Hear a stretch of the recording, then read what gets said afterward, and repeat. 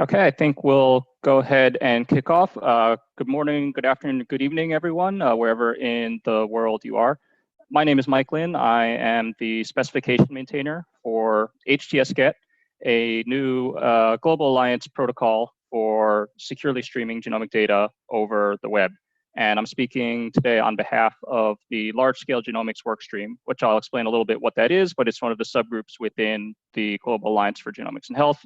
And let me also mention this is the first in a series of webinars that various GA4GH contributors will be making over the next year about several of the new technical standards coming out of the team.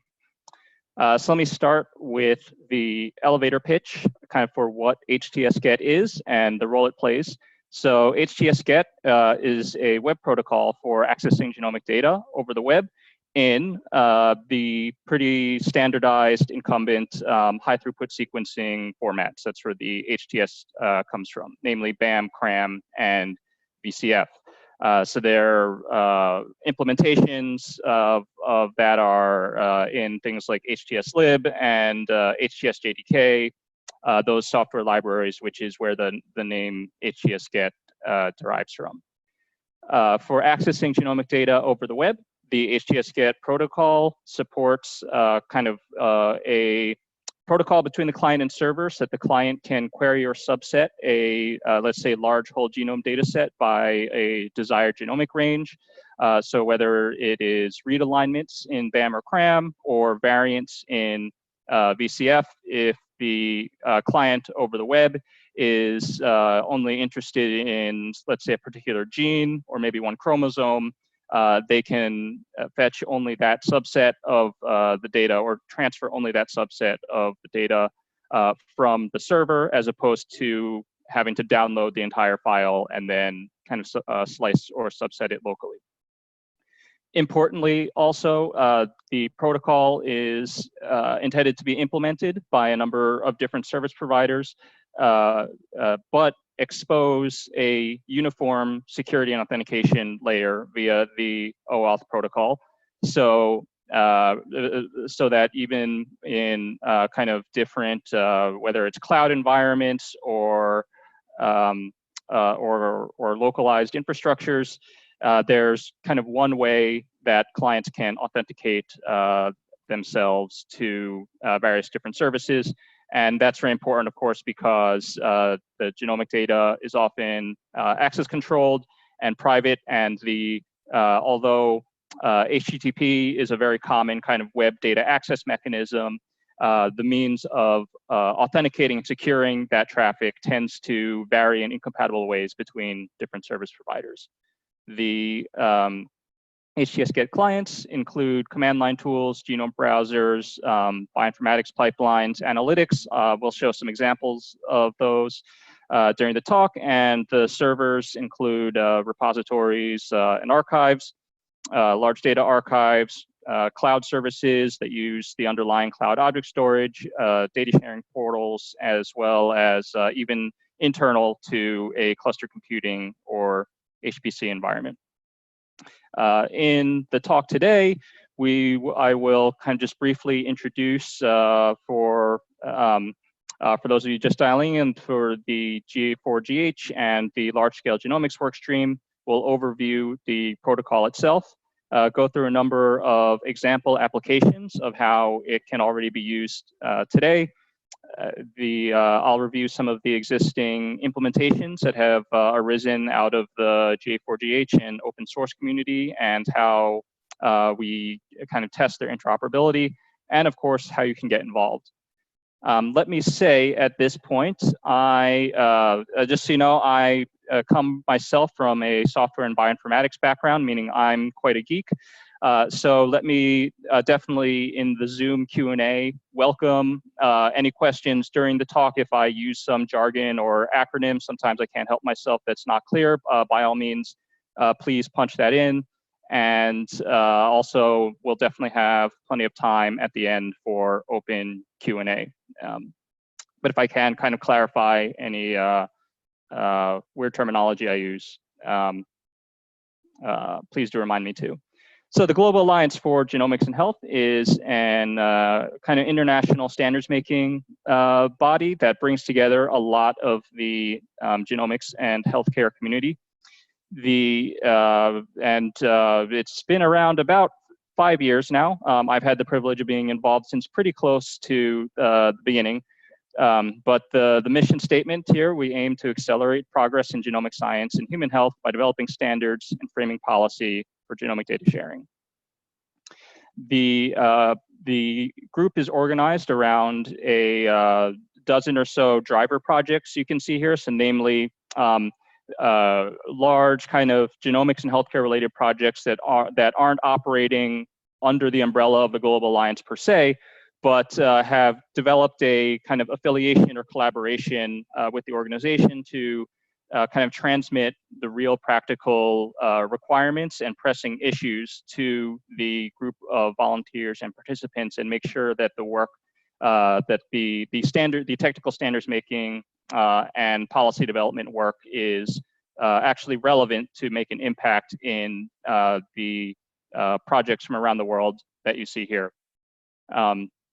Against the driver projects, the kind of technical contributions and standards making efforts are organized into a series of work streams that you see here, including things like authentication of researchers, discovery of new data sets, clinical and phenotypic data, very importantly, of course, data security, regulatory and ethics. And again, in this kind of matrix format, the driver projects and the various work streams collaborate with each other, again, to guide the technical work to match the challenges and requirements of the driver projects. htsget comes out of the large-scale genomics work stream, which, in addition to htsget, is charged with kind of the stewardship of those high-throughput sequencing file formats that if you're involved in sequencing informatics, you're very familiar with, and that htsget is very tied to as well. So introducing htsget itself and kind of where it fits in the ecosystem. The kind of stack, if you will, for high-throughput sequencing data processing. Let me, being a little unfair, a little approximate, of course, but call, a past way of doing things, or, a way of doing things that has some issues that, many of us are familiar with. A stack kind of built around these file formats, BAM, CRAM, and BCF, that have served very well. If we were designing them from scratch today, we might do things a little bit differently, but the tremendous majority of high-throughput sequencing data around the world is represented in these formats. They're typically stored on kind of file systems or FTP servers. So namely, file servers that aren't particularly aware of the nuances of those files. And so to do things such as genomic range slicing, as I mentioned, there are kind of additional accessory index files that go along with them, requiring kind of clients to be able to read this additional index format and process it, which is an additional hurdle for clients to jump through, and presents a little bit of an obstacle to implementing software to actually read these formats from scratch. And the files are typically consumed via command line tools and kind of HPC pipelines in it. The Global Alliance group has long envisioned a kind of maybe future way of doing things that adopt some of the best practices coming out, of the open source community more generally around big data and large-scale data processing, whether that's cloud or local cloud or what have you, and namely techniques such as very standardized and flexible columnar serialization formats. So BAM, CRAM, and BCF all have kind of a home-rolled, if you will, way of expressing the data in memory on disk, and that's which again are serviceable, but require quite a bit, one to write quite a bit of code to actually either read or write them. Whereas a lot of there's a lot of kind of open source protocols like protobuf or Captain Proto and things like that that you know, have very kind of diverse and vibrant open source communities, and many features for kind of storing this structured data that that implementers of BAM, CRAM, and VCF likely won't all want to reproduce. Instead of file and FTP servers, there's a lot of advantages to moving towards object storage in terms of scalability and performance and maintenance overhead, and again, whether that's local or in a public cloud. Instead of this kind of index file approach with protocol with heavyweight client logic needed to interpret those, if we could kind of expose the data through web APIs that you can use to actually query the data set with simple in a simple request response manner, then that can really simplify things for the client and allow the client to or make it much easier to implement client software that runs in different environments by not requiring so much logic built into the client or other software that's actually reading the data. And then similarly to very vibrant kind of open source big data technologies for serializing the data, there's a lot of tremendous technology around big data analytics and streaming data analysis using things like Apache Spark and Docker containers or kind of portable bioinformatics workflows is some of the emerging standards like Common Workflow Language or Workflow Description Language. So the right-hand side here has always been kind of a vision of the technical working groups of the Global Alliance of how can we help the field evolve from its very kind of custom bespoke file format and HPC cluster roots to adopt a lot of these really great technology, modern big data technologies that have you know, global kind of open source communities driven by the requirements and scale of many different big data fields around it. But of course, as I mentioned, the vast majority of genomic data lives more in kind of the left-hand world, and the right-hand side things really are quite different, and it's not, one can't just kind of flip a switch and go from the left to the right here. So htsget is an attempt to kind of build a bridge, if you will, between them by kind of picking and choosing from column A and kind of exposing the data as much as possible through this more futuristic approach of web APIs, but still kind of keeping these incumbent file formats, BAM, CRAM, and VCF. So not yet kind of moving to a whole new way of serializing and writing out that data. Again, acknowledging that that is just the way the vast majority of the data are stored now. With one protocol, htsget seeks to support either kind of file systems and FTP servers, if that's where the data are stored now, or kind of object and cloud storage, if that's where other groups or groups in the future are going to keep more and more of their data. And similarly, it's a protocol that seeks to support both kind of command line tools and shell scripted bioinformatics pipelines, as you know, has been very common, but also equally well support kind of data ETL or loading into Apache Spark or processing through Docker and workflow language pipelines. So so the protocol again, it tries to kind of take some from both columns, remove the need for clients to understand the additional special formats of index files and how to process them, and not wholesale changing the serialization format, but kind of sticking with the imperfect, but obviously that have served us very well formats. So let me go through, I think, just a brief overview of the protocol itself, and the protocol kind of unfolds in two stages. So to begin with, the client sends a secure HTTP request to an htsget endpoint with a little payload or query string, just specifying the specific data set it wants to access. So NA12878, for example, if that's one of the samples available through the htsget server that the client, and that's the one the client wishes to access. The genomic region, if any, it wishes to slice.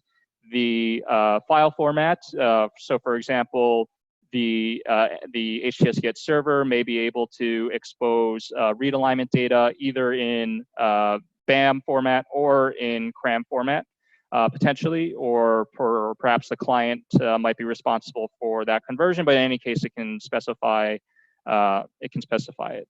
The htsget server in this first stage responds not with the actual kind of binary payload, the slice of the BAM file or the slice of the VCF file, but it responds with what we call a ticket. Which is just a little bit of JSON that, in essence, redirects the client and tells the client, okay, I got your request. Here's how you're going to construct the response. I'm going to give you a list of kind of other HTTP or secure HTTP URLs and headers, and you're going to go out and make a request to each one of those, get some payload, binary payload back from them. And then that's the second stage, kind of concatenate them all together. And I'm going to promise you as the server that once you kind of concatenate all of those little blobs, you will actually have a well-formed slice of let's say it's a BAM file or a CRAM file or a VCF file. So there's a couple things to know. I'll mention specifically about the design of this protocol and why it kind of unfolds in these two stages. So first, the htsget server itself, again, it receives very lightweight requests and itself only responds with these little JSON tickets. It does not necessarily itself serve the potentially very large 100 gigabytes or whatever for a whole genome data set, right? Potentially very large binary payload of the client. And in fact, through this redirect mechanism, in fact, what it's able to do is actually tell the client to fetch little bits of data from an existing FTP server or cloud object service or something like that, meaning that the htsget server itself, by design, can be actually very, very lightweight and can be deployed to kind of wrap an existing web or FTP or Spera server or a ultra scalable cloud object storage in a very lightweight manner, kind of just adding protocol support on top of an existing mechanism.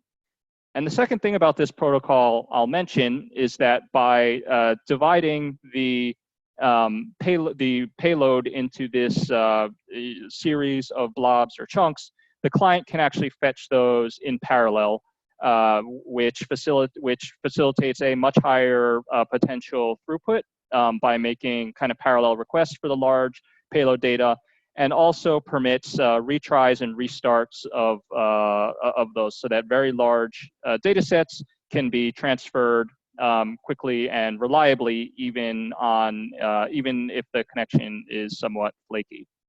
The kind of multi-blob mechanism specifically facilitates also again reassembly of a well-formed BAM file or CRAM file or what have you, even if the individual blobs are actually being served off of a generic FTP server or cloud object store or something. So If you're familiar at all with the BAM and VCF formats, you probably know they have a header at the beginning of the file, and then in their compressed form, they have a kind of series of blocks that can be random accessed by genomic region. So what's going on underneath the hood in an htsget request is there's a little tiny slice at the beginning that is telling the client, here's where you get the header, and then a series of the kind of compressed data blocks that the client can fetch in parallel, and then concatenates them all together into a well-formed BAM file. So that's kind of how the protocol unfolds. Let me also specifically mention, because it's so important, the security aspects and design of it, as we very much intend for this protocol to be very suitable for serving the most sensitive genomic data, as the read alignments and the variants, of course, by nature are effectively identifiable to the original kind of study participants or sample donors. So namely the htsget server itself, that little server that dispenses the tickets, expects from the client an OAuth2 bearer token, which is a very simple mechanism, but it's very useful to just specify that that is the standard mechanism by which one authenticates oneself to the htsget server. And then all the client software are aware of that mechanism as well, and expose the right hooks for the user to provide that credential in order to access the htsget server. Now, in the second stage of the protocol, again, where the client may be going back and fetching that binary data from the htsget server itself, or it might actually be going out to a different cloud object store service or an FTP server or something like that. The JSON ticket that the htsget server sends back to the client must contain any kind of delegate credentials or anything like that. It must basically give the client everything it needs to access the raw data from whatever endpoint is actually serving the binary data, whether it's the same as the htsget server or whether it's Amazon S3 or an FTP server or what have you. So that the client, again, has to have this OAuth2 bearer token kind of suitable to access that htsget server, which accompanied with it has some authorization to access the particular data set that they're interested in.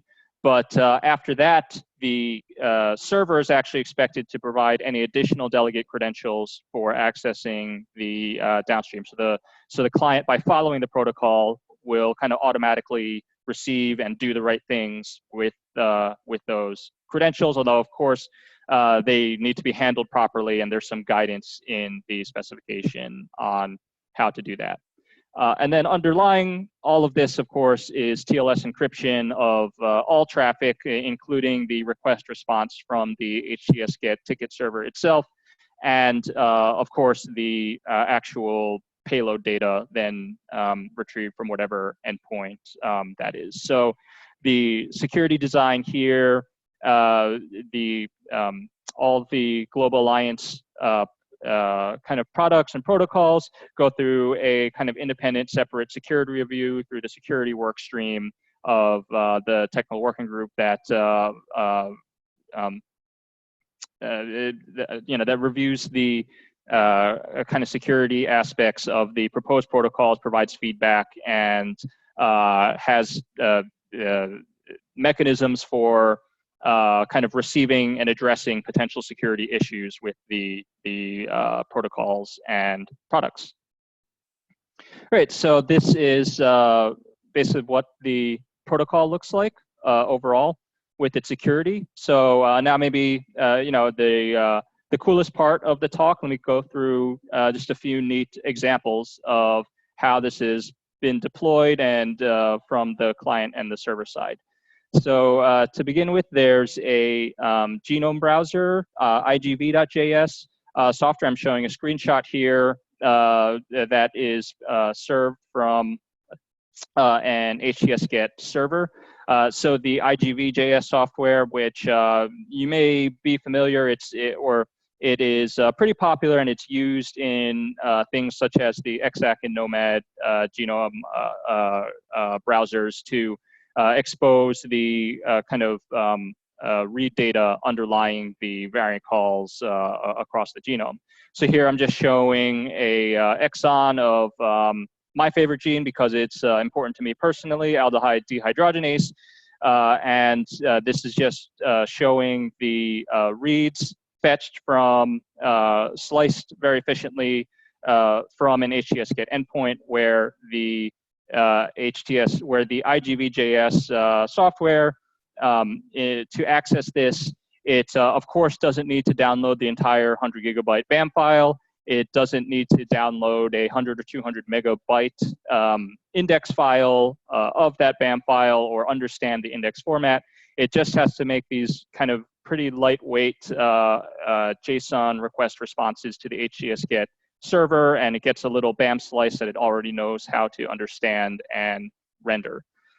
So elaborating a little bit, if we have IGV.js kind of running in our web browser on perhaps a not very powerful computer, it is making a request to a htsget server that in this case is hosted by DNA Nexus.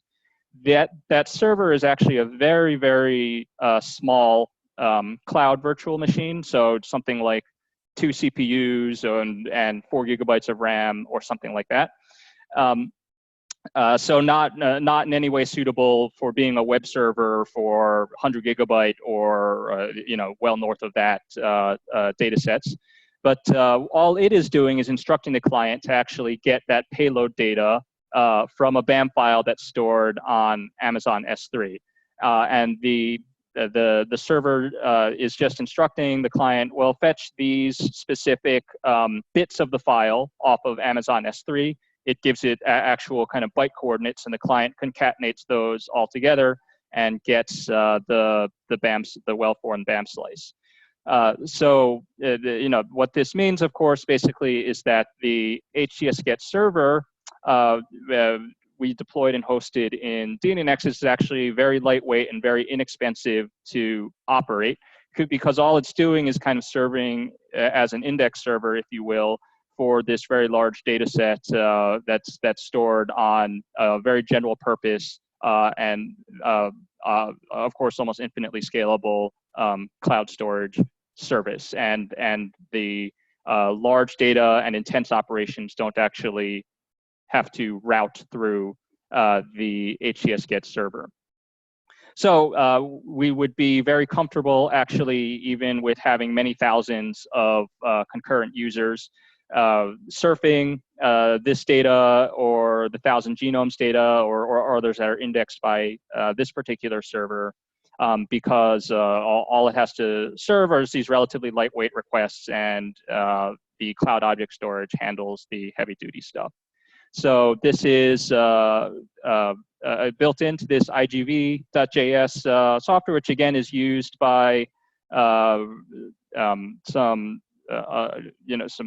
kind of popular genomics resources. It is also very easy to build into your own web applications if you have if you have the use case and an htsget server, and you want to kind of allow your users to surf the raw read data at particular regions or for particular genes. It's a great open source tool, and there's a few other links here to the GitHub of some details over about how to actually use it with htsget, and it's pretty easy to follow little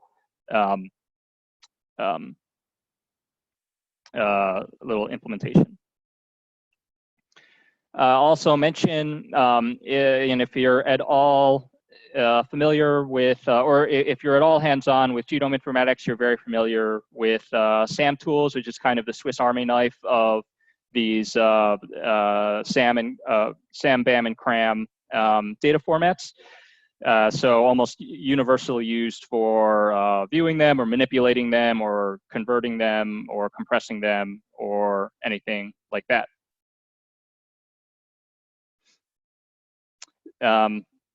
So I'm showing here kind of two different ways. This is actually this is built into recent versions of SAM tools since 1.7. But you're seeing here a little bit what the htsget request actually looks like. Again, it's just a URL with a query string specifying the genomic slice and coordinates of interest. And the SAM tool software basically knows to issue a request to that htsget endpoint, and on seeing the JSON response from the htsget server, SAM tools is now coded to understand that JSON response and go through the second part of the protocol. So on the first line here is an htsget endpoint exposed by the Sanger, which requests a particular sample in or a slice of read data from a sample in the CRAM format. And the second line here is showing a similar genomic region from a htsget server hosted by DNA Nexus and serving data off of the Microsoft Azure cloud object storage. One thing to note is the data here are retrieved in the kind of reference compressed CRAM format, which is how they exist at rest, if you will, either on the Sanger file system or on the Azure Cloud Blob service. But by retrieving it through SAM tools like this, SAM tools can kind of universally convert between SAM, BAM, and CRAM formats. So here it's being rendered by actually by SAM tools, so into a SAM file, a text, human readable text format. But that conversion is happening on the fly on the client side by SAM tools. But that's one of the many things that SAM tools is really great at, is performing those kind of on the fly format conversions. I see we have a question also. If the client downloads and assembles together the blobs, or is the user app supposed to handle that? So I think this SAM tools is actually a great example where SAM tools is the logic for kind of fetching and reassembling the blobs is built into SAM tools here now. So what SAM tools emits on its standard output, whether you ask SAM tools for BAM or CRAM or SAM, is a kind of well-formed data slice or file, if you want to think about it that way, which you can then, here I've just redirected that to a local file, but I could pipe this into a variant caller or something like that, so that whatever is then going to consume the result that is reassembled by SAM tools, the htsget client in this case, doesn't really care that it came piecemeal in this piecemeal way from htsget. It just gets a kind of well-formed result. So another significant application, again, genome browsers, remote kind of slicing via SAM tools, but htsget is also designed to actually support very intense distributed computations being driven off of the htsget service as the kind of data distributor, if you will, to a large cluster.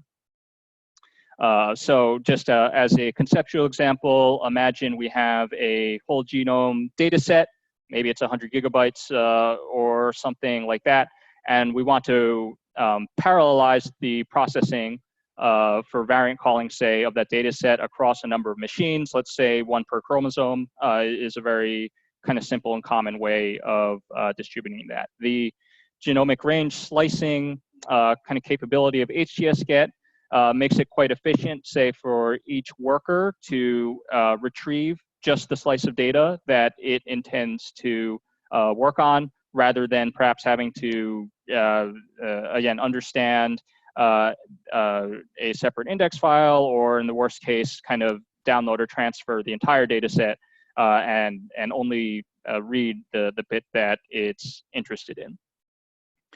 So making this kind of more specific, and but a more specific example, we have an open source pipeline in one of the emerging kind of portable workflow languages for orchestrating bioinformatics workflows with tools stored in Docker containers and things like that. But this is one of the standards incubating in the community, including the Global Alliance, called Workflow Description Language, which you can read more about at openwhittle.org. But this is just a snippet of a WHITTLE pipeline we've developed to actually drive whole genome variant calling off of an htsget endpoint, where in WHITTLE there's this notion of a scatter to distribute a processing operation across several compute nodes. So here across genomic ranges like chromosomes, say, and then on each worker node, is first invoking htsget, and then to get the little specific slice of the read data set that node wants to process, and then feeding that into a variant caller, such as deep variant in this example, and then kind of outside of the scatter, concatenating them all together into one VCF or GVCF file. So this is an example of how one can use htsget to express a distributed, a rather elaborate distributed computation in a way that is portable, in the sense that if the tools are wrapped in Docker images, the workflow is stored, or the workflow is specified in this kind of community portable standard, and the data are actually served off of a using an interoperable standard specification, namely htsget, that the overall kind of computation is actually portable between different environments, at least those that support all of those standards. So this is just a little Gantt chart showing an execution of this workflow on the DNA Nexus platform, and you can just see by kind of the duration of the jobs how the several chromosomes were farmed out across the kind of compute nodes here, and each one involved a short job calling htsget to get the desired slice of the reads data set, followed by the longer actual execution of the variant caller software. And then, of course, at the end, they are all concatenated. Okay. And then thinking again about that bridge to the future, as I mentioned, the kind of workflow description language and the Docker containers, again, are maybe a way of upgrading the notion of a bioinformatics pipeline from the HPC days. But we're also very interested in facilitating kind of use of genomic data in modern kind of community-driven big data analytics environments like Hadoop and Spark and things like this. And htsget is also very good for this in a way that's not too unlike the example I just showed with a more batch-oriented pipeline. But namely, in a Spark environment, you have a series of potentially many kind of worker processes or worker nodes that can think about one logical data set, in Spark's case called the resilient distributed data set, but that you can kind of instruct to compute on this one logical data set pretty transparently, but pretty transparently farm that processing out of that one logical data set out across a very large number of worker nodes. So in an example, there's a little Jupyter notebook linked here that you can check out of how you can use htsget really with just a few screenfuls of code in a Jupyter notebook within a Spark environment. And namely, the way that works is we kind of instruct Spark to do a parallel load of data from htsget, if you will, where each worker has a little htsget client built in and uses the PySam library then to actually read the BAMR-SAM, or I should say the BAMR-CRAM data that comes from htsget. and kind of load its little slice of the data by genomic range into it. And Spark makes it very easily with just a one-liner command to instruct all the workers to kind of load their own little slice, and then do any kind of query or run any kind of algorithm in parallel you might want to it. And then on top of that, Spark makes it very easy to layer a SQL interface on top of that RDD that is instantiated via this process. So you should check out this Jupyter notebook. You'll see then once we create this RDD with the kind of BAM data all loaded in parallel with about 3 or 4 more lines of code, we have Spark kind of instantiate an SQL view of that, and we can run queries on the BAM data, if you will, using this very expressive SQL language, and do any kind of filtering or aggregation or joining that we might want to in that. So these last 2 examples, I think, greatly illustrate how we view htsget as a bridge. Whether you're thinking more in the HPC or whether you prefer to operate more in the HPC pipeline world or in this newer kind of parallel analytics world, the htsget endpoint and protocol, by virtue of not requiring quite so much client-side logic, makes it quite straightforward in either world to support actually quite large-scale computations. So I will mention, entering the home stretch here, some of the open source implementations that are operated by various groups that have participated in htsget standards development. There's the Sanger Institute server that I showed the SAMtools command line for. The Google Cloud Genomics team has a open source kind of little htsget shim that wraps around the Google Cloud object storage service for data sets stored there, and lets you run kind of pipeline jobs that access that read data via a little htsget daemon, which again in this in combination with things like WDL and Docker create a very portable framework. DNA Nexus operates again, very small, lightweight htsget endpoint, which is small and lightweight despite exposing actually quite a significant amount of data, because it ultimately just redirects to Azure and AWS, Azure or AWS cloud object stores. And we also use this internally quite a bit, such as to drive the variant calling pipelines that I illustrated. Many of you probably use the European Nucleotide Archive or the Genotype Archive or Genotype Phenotype Archive. And very excitingly, htsget will be one of the data retrieval protocols that these very or that these vast and popular archives expose their data through shortly. Let me actually show.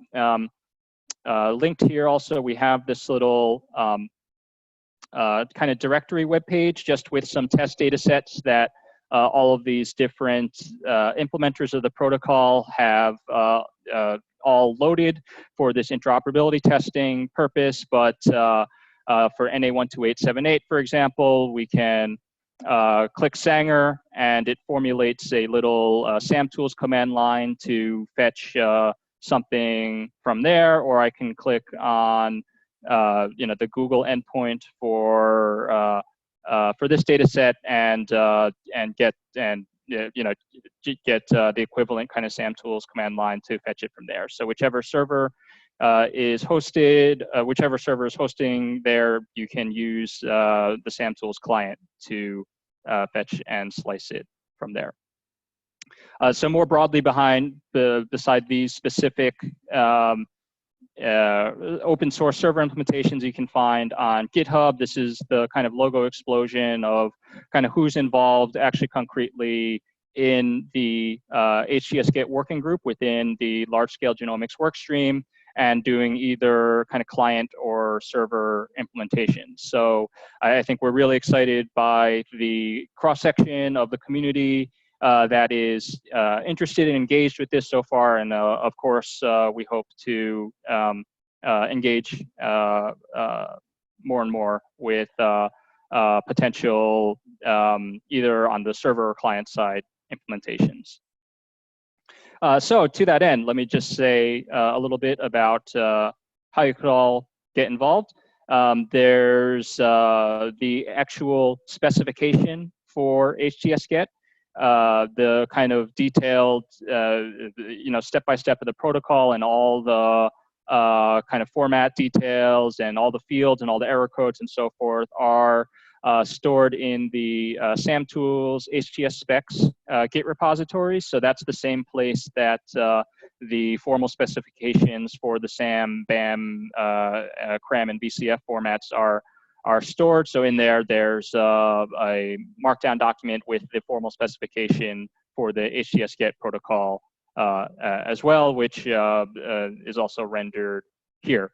The slides, of course, will be available and have kind of lots of links out to what's available from the open source community so far. And let me also mention the large-scale genomics workstream. The htsget team is kind of a subgroup within the within that work stream. But if you're interested in engaging or getting involved either with the work stream or the HTS group specifically, you can contact Rishi, whose email is here and is on holiday, so couldn't object to me putting his email address on the slide here.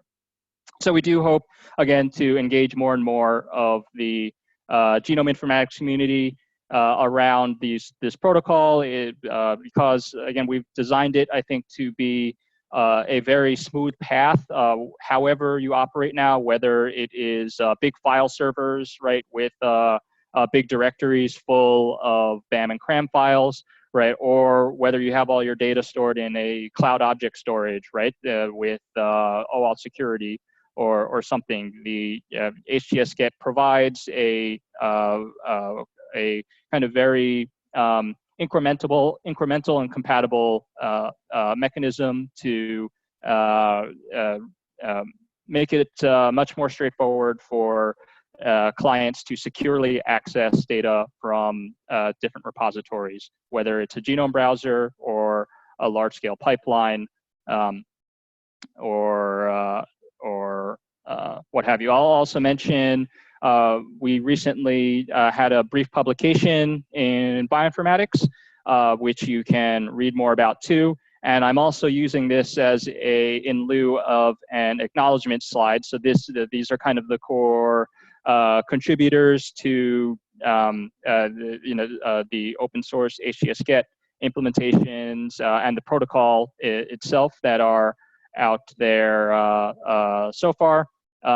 There's already a few omitted, which I apologize to them for, but in lieu of that, and also, of course, all the partners and sponsors of the Global Alliance generally that kind of form this kind of community that gives us this great forum to move the field forward and make technical standards. Great, so with that, I think that concludes my talk, but we have some time left and I'd love to kind of engage certainly in any kind of open Q&A. So may I take your questions? There are a few on the chat if you want to take a look there to start. Mm-hmm. Mm-hmm. Okay.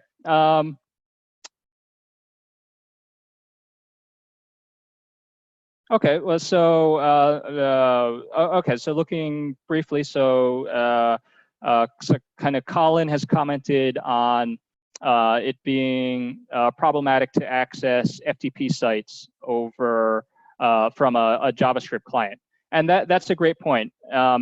And so let me emphasize this aspect of the kind of two-stage protocol, right? So the examples I discuss typically had as the second stage the client going to a different web server or endpoint. Maybe it's a cloud object store or an FTP server or something from the original htsget endpoint. The protocol is designed to allow that because of the benefits, but it doesn't require it, right? So basically, if all my data were stored on an FTP site, or maybe it's even an Aspera server or something like that, that I know is not going to be so convenient for the client to access, it's perfectly allowable for my server to actually help the client out, right, by piping the data through or providing an HTTP interface, if you will, over however the data is actually stored. The penalty, there's a penalty with that, of course, which is that instead of being a very, very small lightweight server that just dispenses these JSON tickets, these very large payloads are then streaming through that server. So there's a cost to making making life easier for the client in that way, but it's something again that the protocol allows the service provider to find the right trade-off for. Do they want to use to what extent do they want to reuse an existing server or service where the raw data are hosted versus the potential cost and complexity of operating a server or for large-scale analyses, even fleet of servers, if they actually need to dispense the large payloads of data. Great.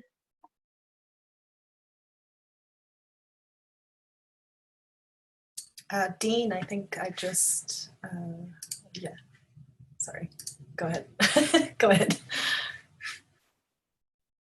Hi, Dean, it looks like you're on mute. Can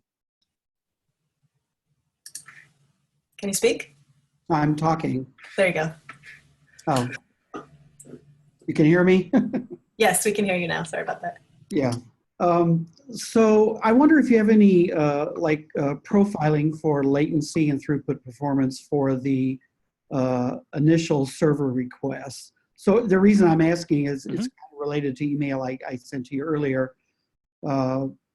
Is there any thought to having session-oriented, a part of the protocol being session-oriented also, and not just, REST?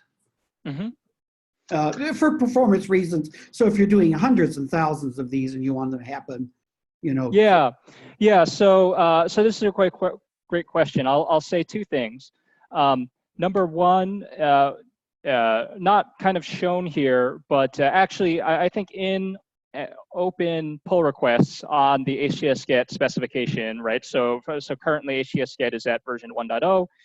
In version 1.1, which is currently baking, you will be able to specify like a batch of regions, or in the case of retrieving a VCF variant data set, like a subset of samples or something, or as well as a batch of regions to retrieve. So that's one way we can kind of reduce the overhead of making all these requests on the server, right? Which can, you're absolutely right, be burdensome for both the client and the server, right? So if I want to go out and from a whole genome data set, access only the exon read alignments, right? Then that's like hundreds of thousands of little regions throughout the genome that I may need to access. So the batching will definitely help for that. But yeah, that's kind of version 1.1 of the protocol. The second thing I'll mention, which is a much more kind of low-level nuts and bolts thing, is this issue of a REST API, as you mentioned, having potentially a lot of overhead per request is a challenge that is shared, universally among web APIs, and which therefore there are some neat technical tricks that are just kind of standard practice for these. So for example, it's quite standard for a client like a web browser or maybe a genome browser to kind of hold open the TLS connection that it has with an HTTPS server, and actually use that connection for multiple requests and response, HTTP requests and responses in series, or actually even concurrently in parallel. That's something that's again, not through any particular genius of us in the HTS group, but just as a very standard optimization in HTTP itself, so that you don't have to do a security encryption renegotiation for every single request that the HTTP protocol itself supports. Of course, not every htsget endpoint, depending on what framework or package it uses to actually implement the HTTP server, today necessarily supports those, but the framework is there for it to step into when it's one of those things I would say will be a good problem to have when a lot of servers are facing. Thanks. There's another question from Sean on the chat. Okay, thanks.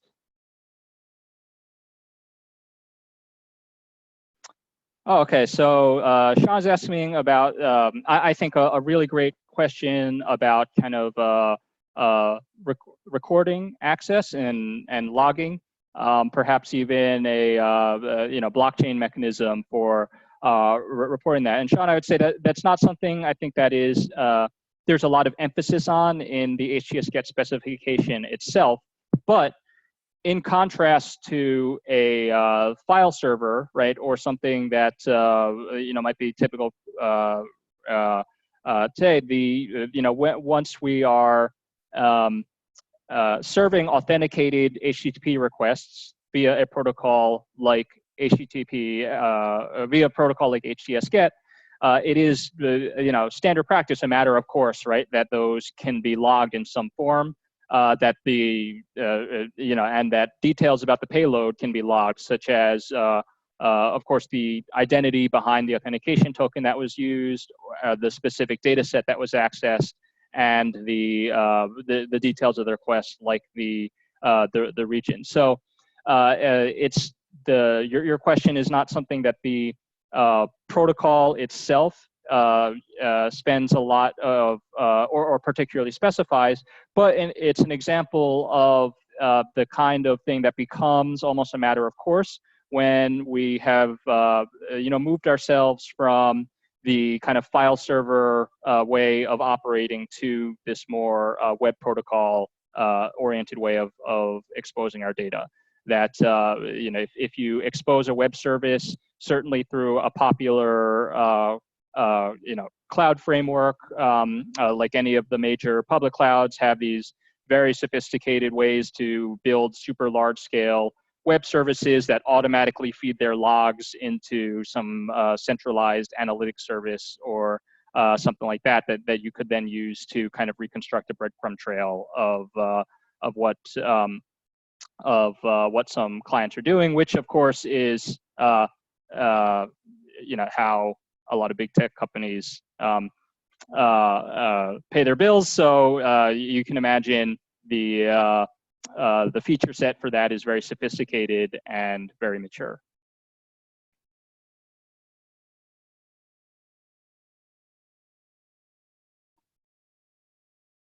Okay, great. So we're past the top of the hour. I'm happy to stick around more for a few minutes, but I definitely want to say thanks to everyone for joining and hearing about this work, and we hope you all get involved. But the slides will be available. My contact information was on the first slide, but I am very happy to stick around for a few more minutes here and keep chatting.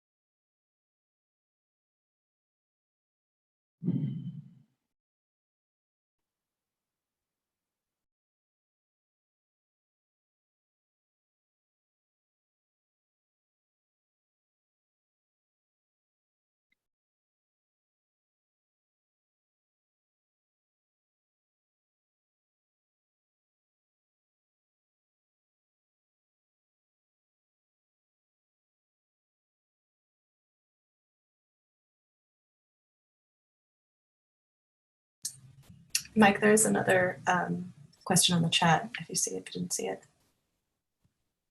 Okay, take a look. Although it, oh yeah, there it is.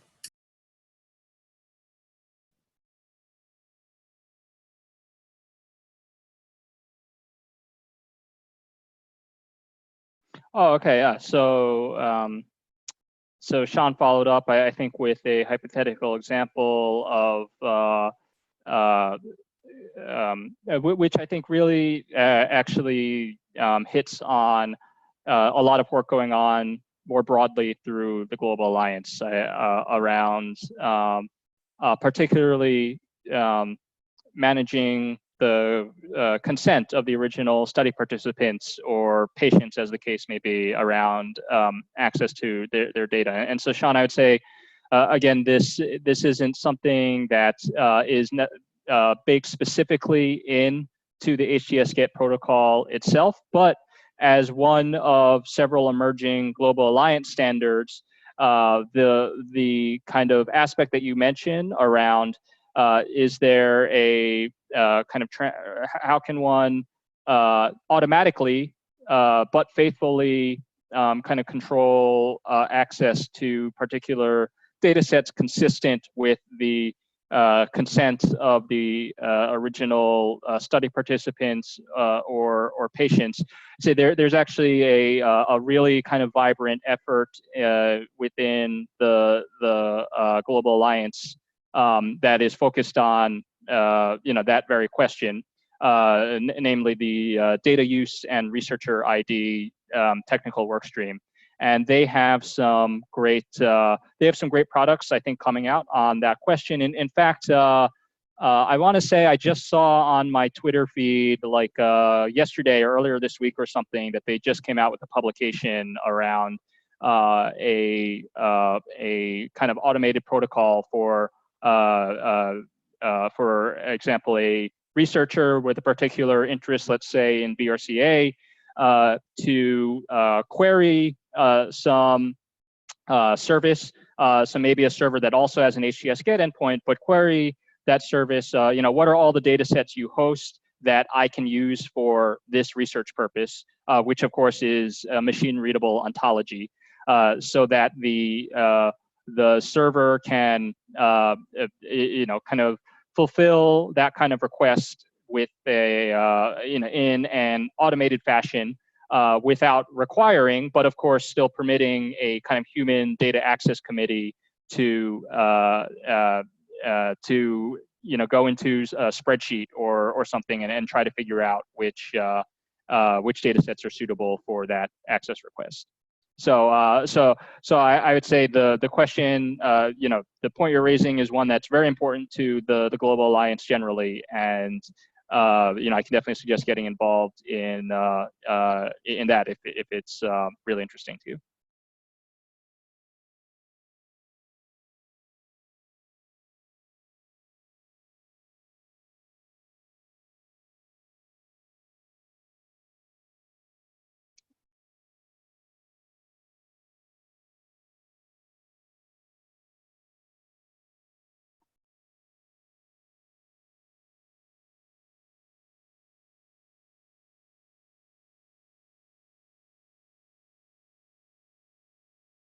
I think if nobody else has any other questions, we will probably just close the line. Great. Thank you so much, Mike. Okay. This was great. Yeah. Take care. Thanks, Angela, and thanks everybody again who stuck around to the end here. To the very last drop. Thanks. Bye-bye.